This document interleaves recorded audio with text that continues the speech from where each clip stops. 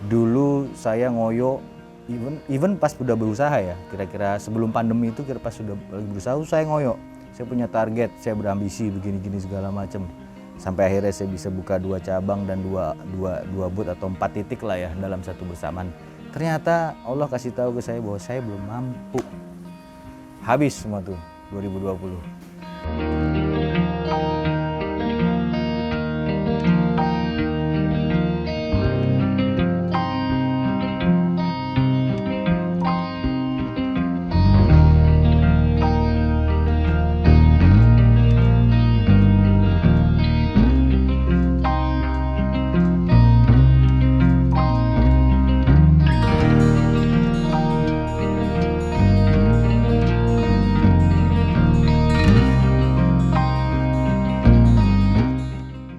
Assalamualaikum warahmatullahi wabarakatuh, Hitsco Lovers, balik lagi bersama Hitsco TV.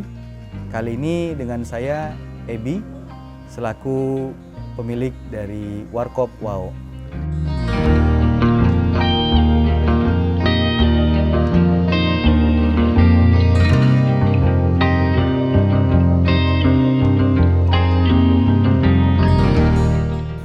Di kesempatan kali ini saya akan berbagi mengenai usaha yang sudah saya jalankan ini kurang lebih sekitar 1 tahun di masa pemulihan pandemi COVID-19. Sebelumnya saya cukup lama bekerja di suatu bank, mulai dari bank swasta hingga bank BUMN. Kemudian setelah kurang lebih sekitar 8 tahunan saya di banking, saya memutuskan untuk mencoba berusaha sendiri. Mulai dari belajar di dunia general trade, kemudian alat berat, lalu terakhir di F&B, khususnya di cafe and resto. 2016 saya mencoba buka coffee shop, semacam coffee shop di daerah Jakarta Selatan, dan kebetulan di 2 tahun berikutnya memiliki kesempatan untuk membuka beberapa titik lagi, di total sekitar 4 titik atau 2 cabang dan 2 booth. Sampai dengan 2020 akhirnya sekitar bulan Juli saya harus menutup outlet terakhir, karena seperti kita ketahui semua bahwa efek dari pandemi COVID ini memiliki dampak yang sangat traumatis, khususnya bagi pelaku-pelaku UMKM. Nah, di tahun 2021 akhir kemarin saya mendapatkan kesempatan untuk kembali berusaha, tapi dengan catatan efek dari pandemi kemarin cukup memberikan kesan yang mendalam bagi saya terkait hal-hal yang sifatnya financial loss. Jadi saya mau mencoba yang lebih kecil, yaitu tetap di F&B tapi konsep warkop dengan tanpa kopi saset. Kenapa konsep ini saya coba tampilkan? Karena beberapa kali ketika saya kemarin itu membuka beberapa coffee shop, banyak sekali pihak-pihak yang sebetulnya secara background, secara profile dari mereka itu bukan salah satu konsumen dari coffee shop. Tapi ketika mencoba produk-produk yang saya buat, contohnya ya semacam cafe latte, semacam cappuccino, americano dan lain-lain, ternyata mereka suka. Contoh seperti misalnya pekerja bangunan, kemudian tukang loak, ya, yang bisa dibilang termasuk dalam golongan bawah. Nah, karena coffee shop ataupun cafe dan resto cukup ekspensif ya bagi mereka, jadi ya tentunya mereka tidak dapat mengkonsumsi. Nah, dari pengalaman itu ya akhirnya saya berpikir kenapa kita nggak buka warkop aja sih, tapi tanpa kopi saset, biar mereka menikmati gimana sih sebetulnya kopi murni, gimana sih sebetulnya menu-menu di dalam kafe atau resto itu. Dan alhamdulillah cukup diterima, dan alhamdulillahnya juga ternyata bisa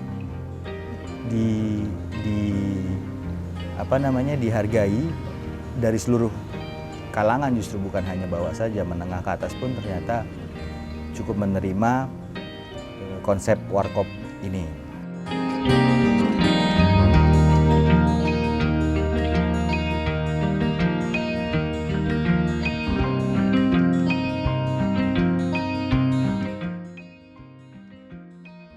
Warkop ini ada di Cilangkap, tepatnya di Jalan Saung Tugu, Jakarta Timur. Jadi kalau dari Cilangkap Raya tinggal masuk komplek peternakan ikan patin, atau di Google juga sudah bisa. Produk-produk yang kami tawarkan di sini base-nya sebetulnya mirip, untuk minumannya mirip dengan coffee shop saya dulu. Tapi disesuaikan terkait dengan pangsa pasar atau kebutuhan konsumen. Jadi yang spesialnya adalah, contoh kalau di coffee shop saya dulu itu ada namanya minuman berbasis kopi Aceh, namanya Sanger. Saya beri nama di sini kopi susu. Sebetulnya ini adalah espresso plus condensed milk atau susu kental manis yang cukup populer di Aceh. Dan selain itu, produk-produk dasarnya adalah sifatnya sama seperti warkop pinggir jalan atau warmindo, seperti Indomie rebus, Indomie goreng. Dan saya sedikit memberikan improvisasi, sebetulnya ada satu menu yang basisnya Indomie tapi saya beri tambahan bumbu yang berbeda. Jadi kalau kita ke Sumatera itu saya sering menemukan, atau mungkin It's Call Lovers pernah ke daerah Sumatera, itu ada Indominya itu dikasih bumbu tambahan, bukan hanya cuma Indomie aja dimasak. Jadi ada rempahnya. Nah, di sini kita ada namanya mie rempah. Mie rempah ini sebetulnya adalah racikan Indomie mie yang ditambah dengan bumbu lain. Nah, untuk minumannya selain itu ya tentunya yang sifatnya menyegarkan, seperti mulai dari es jeruk, kemudian soda susu, itu sudah menu wajib lah. Jadi kapasitas yang dimiliki oleh warkop saya ini sebetulnya cukup luas, tapi saya ingin coba secara bertahap untuk mengedepankan kenyamanan. Terkadang kita sering melihat warkop-warkop yang suka kita temukan di jalan itu cukup gerah, terlalu padat. Jadi saya saat ini hanya menyediakan sekitar maksimal 30 orang, walaupun sebetulnya kapasitasnya bisa lebih dari 30 sampai dengan 100 orang.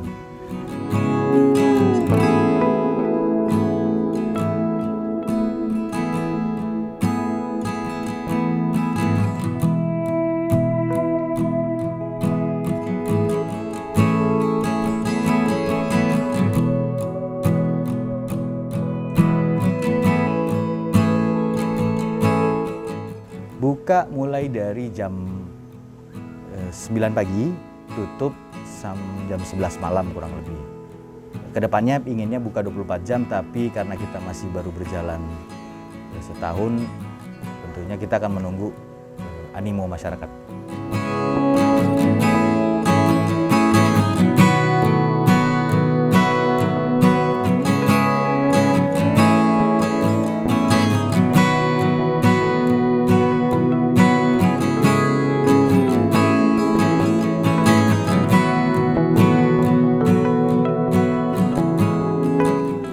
Paling banyak yang datang ke warkop ini rata-rata usia belasan hingga 20-an. Tapi terkadang sering juga kita jumpai usia-usia di atas 40, beberapa khususnya di hari Minggu atau di weekend pagi itu biasanya suka dikunjungi oleh warga bapak-bapak setempat. Tapi bisa dibilang kalangan anak muda, millennials ataupun Gen Z lah yang paling banyak.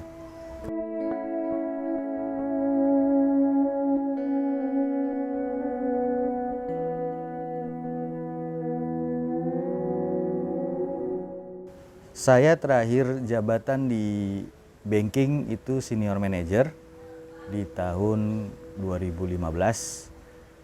Saya putuskan untuk resign dari banking, ada beberapa alasan.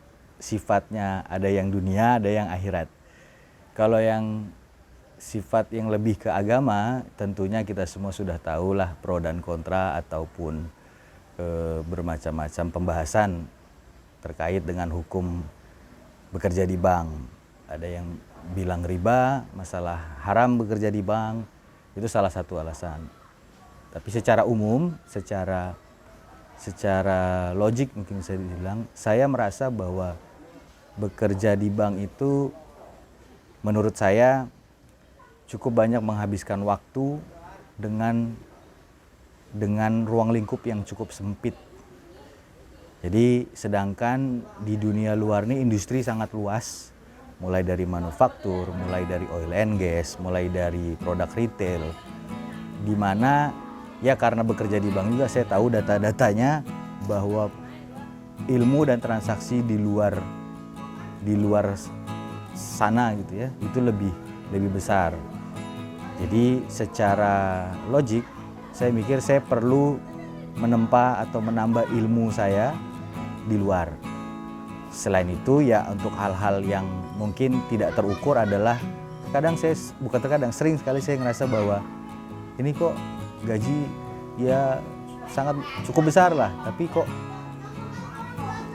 saya merasa bahwa saya kok nggak dapat apa-apa ya, maksudnya kayak nguap aja lah gitu, nggak jelas. Tiap bulan itu ya cukup sangat cukup untuk kebutuhan sehari-hari, malah lebih, malah bisa nabung, tapi nggak sepadan dengan aset saya miliki. Jadi kalau misalnya logikanya nih secara hitung-hitungan, misalnya ini kalau saya nabung saya bisa nih beli setiap bulan dapat motor satu gitu, tapi toh ternyata nggak kemana gitu. Nah itu yang hal-hal yang tidak terukur lah ya, yang membuat alasan saya juga untuk resign.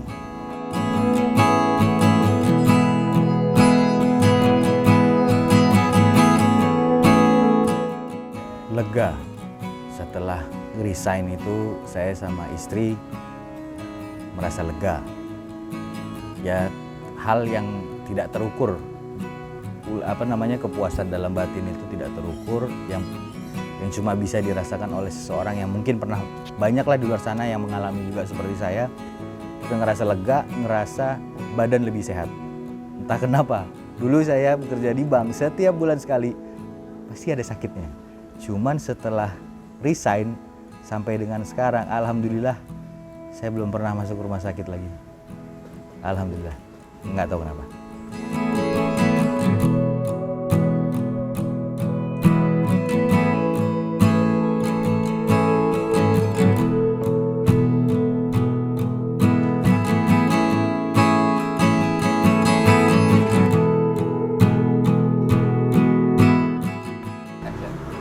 Motivasi terbesar saya dalam menjalani hidup itu ada 2 orang.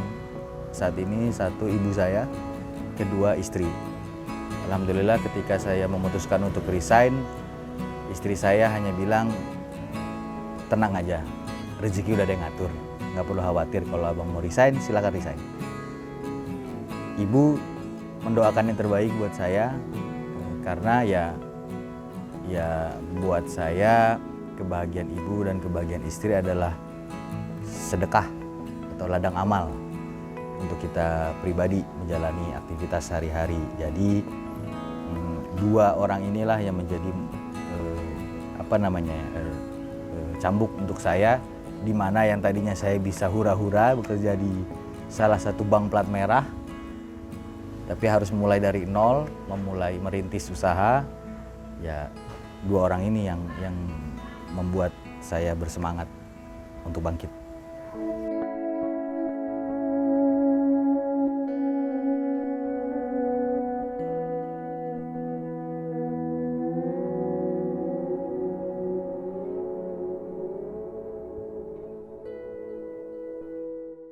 Pernah ada salah seorang ustadz ya bilang ke saya, bilang bahwa kita berusaha itu niatnya apa? Kita bekerja itu niatnya apa? Mau mupuk harta, mau mupuk nambahin aset, atau mau ibadah? Jadi saya pikir, dulu saya berpikir bahwa ya kita kerja nyari duit, kumpulin duit, beli rumah, beli mobil, segala macam. Ternyata nggak sepicik itu, nggak serendah itu. Karena saya sudah mengalami namanya tadinya punya aset, tiba-tiba harus hilang asetnya, harus diikhlaskan. Jadi intinya sebetulnya yang paling tenang bikin ya, paling membuat hidup kita tenang itu yang saya alami adalah ya niat kita ya buat ibadah. Kita kerja buat siapa? Buat ya tentunya satu buat diri kita sendiri, untuk mendukung ibadah kita sendiri. Kedua buat orang tua, buat ibu, buat istri, kewajiban kita. Ya sepanjang saya percaya banyak sekali zaman dulu tuh waktu saya kerja sering banget orang bilang tenang aja, rezeki udah ada yang ngatur, terus takkan lari gunung dikejar apa segala macam. Nggak perlu ngoyo gitu, maksudnya nggak apa-apa kita punya rencana, kita punya target, kita serius, kita jalani segala macam. Tapi ketika hasil yang kita dapat berbeda, ya itulah ibadahnya. Kita ikhlas apa enggak, kita terima atau enggak, kita bersyukur atau enggak.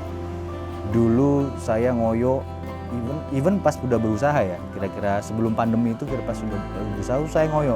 Saya punya target, saya berambisi begini-gini segala macam. Sampai akhirnya saya bisa buka 2 cabang dan dua booth atau 4 titik lah ya dalam satu bersamaan. Ternyata Allah kasih tahu ke saya bahwa saya belum mampu. Habis semua tuh 2020. Jadi kembali lagi, kita kerja di dunia ini buat apa? Apakah hanya sekedar untuk cari uang, untuk mencari nafkah, atau yang paling ideal adalah kita bisa bekerja sekaligus beribadah. Karena itu yang paling long lasting.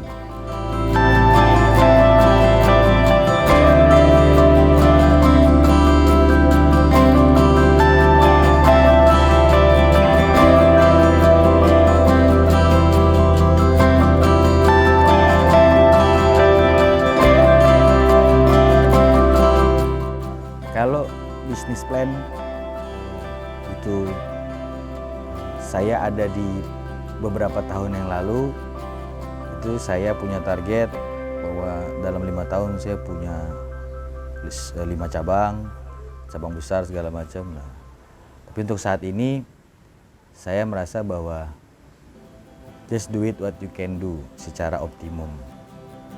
Terus kita boleh punya rencana, tapi saya tidak mau lagi terlalu berambisius sehingga ketika kecewa, mental jatuh. Terus terang 2020 itu cukup membuat 2019-2020 itu cukup membuat mental saya jatuh karena hal-hal yang saya sudah rencanakan tidak berhasil, karena ambisi saya yang tidak berhasil.